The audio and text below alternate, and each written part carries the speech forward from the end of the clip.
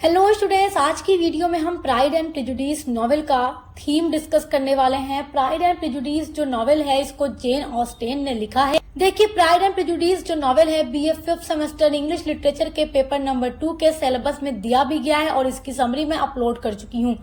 आज हम इसके थीम को डिस्कस करने वाले हैं कि इसका क्या थीम है। देखिए, प्राइड एंड प्रेजुडिस नॉवेल के अंदर बहुत सारी थीम है, लेकिन जो इसकी मेन थीम है वो मैरिज है। तो किस तरीके से इसमें कई सारी थीम है और मेन थीम मैरिज क्यों है, आइए इस पर पहले डिस्कस करते हैं। देखिए, इसका टाइटल है प्राइड एंड प्रेजुडिस, तो प्राइड भी एक थीम निकलता है, प्रेजुडिस भी एक थीम निकलता है। उसके अलावा मैरिज भी इसका मेन थीम है, सोशल क्लास इसका मेन थीम है। तो ये सारे ही इसके थीम है, लेकिन मैरिज को जेन ऑस्टेन ने मेन थीम के रूप में दिखाया है।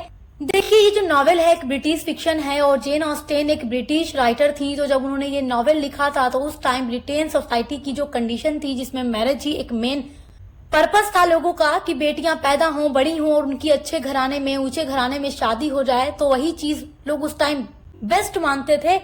तो उसी चीज को उन्होंने अपने इस नॉवेल में दिखाने की कोशिश की है। देखिए, जो नॉवेल है ये बताता है कि उस टाइम की सोसाइटी में शादी की कितनी ज्यादा इम्पोर्टेंट थी। मतलब कि शादी ही मेन लोगों के लिए होता था कि शादी बेटियों की जल्द से जल्द अच्छे घरानों में हो जाए। देखिए, तो ये जो नॉवेल है मैरिज थीम पर लिखा गया नॉवेल है। तो इसमें 5 मैरिज आपको दिखाई गई है।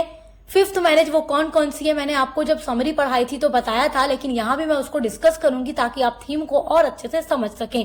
देखिए, जो इसमें फर्स्ट मैरिज दिखाई गई है वो नॉवेल के स्टार्ट में ही दिखा दी गई है और वो मैरिज है मिस्टर एंड मिसेस बेनेट की मैरिज।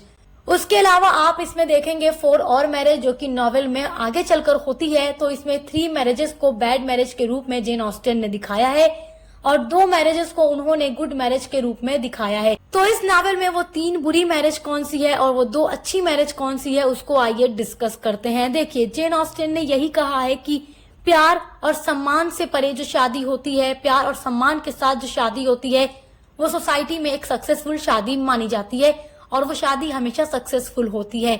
उसके अलावा बुरी मैरिज इसमें दिखाई गई है जो कि सोसाइटी के प्रेशर से हो या फाइनेंशियल कंडीशन को सुधारने के लिए की जाए, वो सारी शादी क्या होती है बैड मैरिज के एग्जाम्पल में रखी जाती है।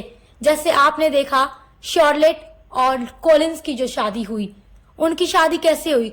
कॉलिंस के ऊपर काफी ज्यादा प्रेशर था सोसाइटी का कि उसे शादी करनी ही करनी है। वो लेडी कैथरीन के साथ रह रहा था और उसके ऊपर प्रेशर था, तो वो एलिजाबेथ से शादी करना चाहता, बट एलिजाबेथ ने उसे रिजेक्ट किया और वो एलिजाबेथ की दोस्त शार्लेट लुकस से शादी कर लेता है।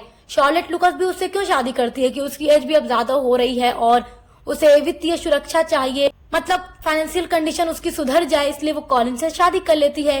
तो कहीं ना कहीं यहाँ पे प्यार और सम्मान की बात नहीं आई बल्कि कोई और रीजन दिखाया गया। उसके अलावा अगली शादी जो आपने नॉवेल में देखी वो थी लीडिया और विक्रम की शादी। लीडिया जो है विक्रम के साथ भाग जाती है। विक्रम जो था नॉवेल का विलन था, वो लीडिया को भगा कर तो ले जाता है बट उसका इरादा नहीं था लीडिया से शादी करने। बट डार्सी विक्रम के ऊपर प्रेशर डालता है, उसे पैसे देता है ताकि वो लीडिया से शादी कर ले और सोसाइटी में जो बेनेट फैमिली की इज्जत है वो हमेशा बनी रहे, इसलिए वो विक्रम को पैसा देता है लीडिया से शादी करने के लिए। फिर जाकर लीडिया और विक्रम की शादी होती है। तो कहीं ना कहीं विक्रम को पैसे भी चाहिए थे, तो ये भी शादी एक अच्छी शादी का एग्जाम्पल नहीं है। उसके अलावा मिस्टर एंड मिसेस बेनेट की शादी आप देख सकते हैं। मिस्टर बेनेट पढ़े लिखे अच्छे इंसान थे, समझदार थे और उनकी वाइफ मिसेस बेनेट जो थी वो इलिटरेट थी, अनपढ़ थी, सिली सी औरत थी, तो इनकी भी जोड़ी हमेशा जमी नहीं। तो ये भी एक बैड मैरिज के एग्जाम्पल में ही आएगा इस नॉवेल के अंदर। उसके अलावा आप देखते हैं जेन और बिंगले की शादी, एलिजाबेथ और डार्सी की शादी जो प्यार भरोसे के साथ, खुशी के साथ होती है, जिसमें जेन और बिंगले भी एक दूसरे से प्यार करते हैं, एक दूसरे के साथ रहना चाहते हैं।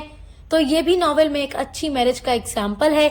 उसके अलावा डार्सी और एलिजाबेथ की शादी जो पहले एक दूसरे से काफी नफरत करते थे, प्राइड एंड प्रेजुडिस इनका बीच में आ जाता था, लेकिन एंड में वो दोनों अपने प्राइड एंड प्रेजुडिस को कंट्रोल करके एक दूसरे से प्यार करते हैं और खुशी के साथ एक दूसरे को एक्सेप्ट करते हैं और शादी कर लेते हैं। तो ये दोनों मैरिज ही एक अच्छी मैरिज का एग्जाम्पल है। तो आई होप कि आप इस नॉवेल की थीम को समझ गए होंगे। वैसे तो इसमें जो प्राइड एंड प्रेजुडिस और सोशल क्लास का थीम है उसके लिए मैं अलग वीडियो बना दूंगी ताकि आप उसको भी समझ जाएं।